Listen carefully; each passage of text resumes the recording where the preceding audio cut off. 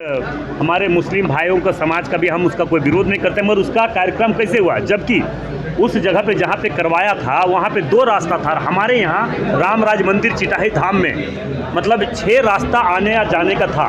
उसके बाद भी रास्ता को हवाला देते हुए कि यहाँ पे कंजेस्टेड रास्ता ये है वो है, इस तरह का रास्ता का हवाला देते हुए सारा प्रोग्राम को रद्द कर दिया कि परमिशन नहीं दिया गया, क्योंकि जान रहा है कि बाबा धीरेन्द्र शास्त्री जी हमारे सनातन धर्म के प्रमुख गुरु हैं, हमारे हिंदू धर्म के प्रमुख गुरु हैं। तो उनके आने के बाद निश्चित तौर पर कहीं न कहीं इनको डर था, सरकार को डर था, इसलिए परमिशन नहीं दिया गया।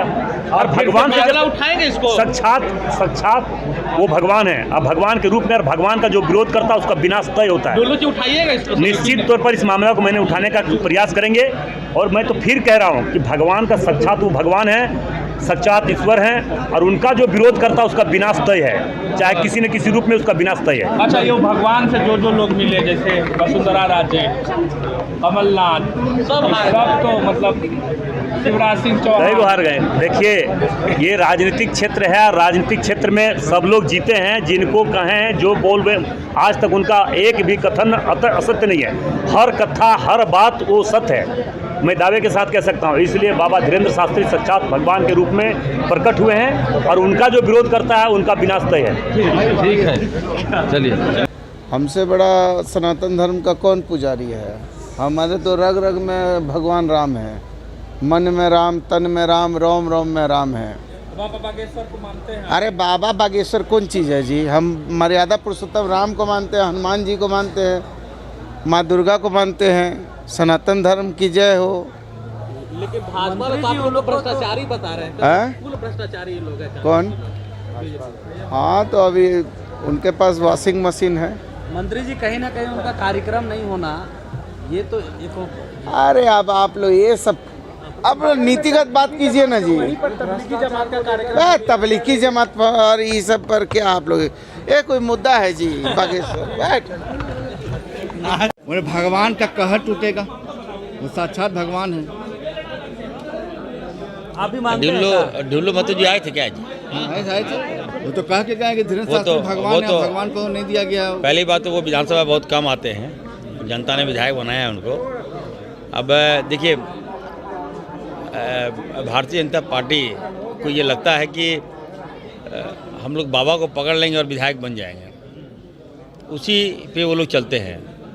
तो चलिए, मैं उनको बधाई देता हूँ, लेकिन हम लोग जनता को पकड़ते हैं, जनता के सुख दुख में हम लोग उनके साथ खड़ा होते हैं। हम लोग को जनता पे विश्वास है और भाजपा को बाबा पे विश्वास है। धीरेन्द्र शास्त्री को भगवान मानते हैं? क्या है बाबा से?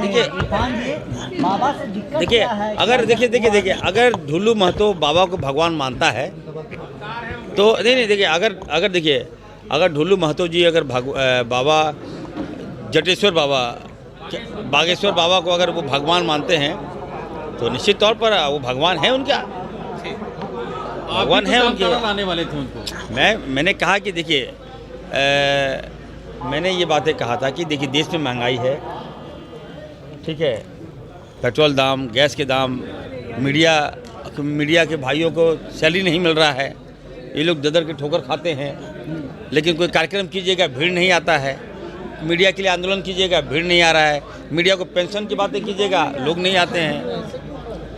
जनता के लिए अगर हक की लड़ाई लड़ेगा, कोई नहीं आएगा। लेकिन बाबा आएंगे तो इतना बड़ा लोग जुलूस आता है, पैसा भी देता है लोग, तो अच्छी बात है। तो मैंने कहा, इसको देखते हुए मैंने कहा कि ठीक है, अब बाबा का ही राज है तो हम लोग भी बाबा बुलाएंगे। दिल्ली जाइएगा लाने उनको? बिल्कुल, ढुल्लू जी को मैं कहूँगा ले चलिए हमको भी। अब क्या लड़ाई है, बाबा अभी लाएंगे तो हम भी लाएंगे बाबा। इरफान जी, आपके बयान को विपक्ष हल्के में लेती है, पागल आपको करार दे रही है।